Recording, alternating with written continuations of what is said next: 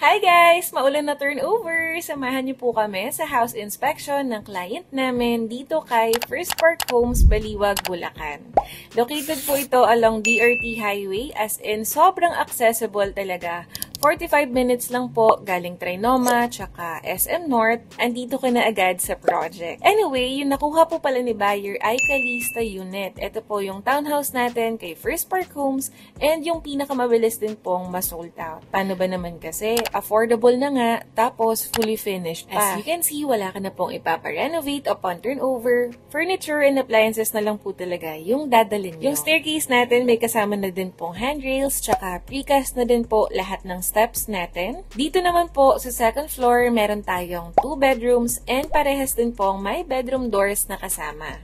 Same po sa baba, kasama na yung flooring, painted wall, ceiling, provision for lightings, and yung mga sliding windows po natin.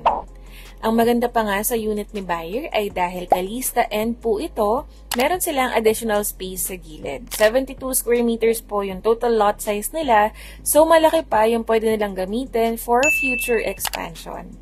Perfect talaga yung size ni Calista para sa mga newlyweds or starting families. Dito naman po sa other bedroom, same din po ang deliverables except this time, yung windows po natin ay jalousie type na since facing nga po tayo sa likod na area. Siyempre, pwede din po tayo mag-expand sa likod tsaka sa gilid kapag gusto nyo na pong palawakin yung kwarto na to and kapag may additional budget na din po kayo for expansion. By the way guys, na-explain ko na po pala ito sa mga vlogs natin sa YouTube. Allowed lang po tayo mag-expand after turnover. And also, outside contractors na din po ang gagawa ng renovations, hindi na po si First. Pwede nyo din pong i-check yung YouTube channel natin kasi normally po yung mga vlogs ko, ina-explain ko yung mga frequently asked questions ng mga first-time home buyers, lalo na po dito kay First.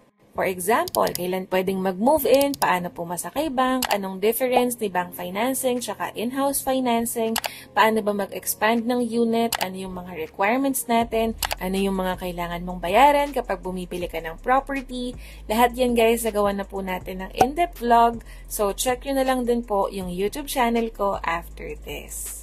Imagine, for as low as 1.8M to 2.8M, meron ka ng fully finished na unit, expandable pa, all-in TCP pa, tapos assisted ka pa na developer sa pag-apply ng housing loan mo. Kung interested ka nga, message me sa Facebook, WhatsApp, or sa Viber para ma-assist din po kita ng maayos and para masendan din kita ng complete details. Again, sa Facebook, sa WhatsApp, or sa Viber po kasi hindi pwedeng mag-send ng files dito sa TikTok. So, ayan po ang house tour natin. Thank you guys for watching and see you soon po!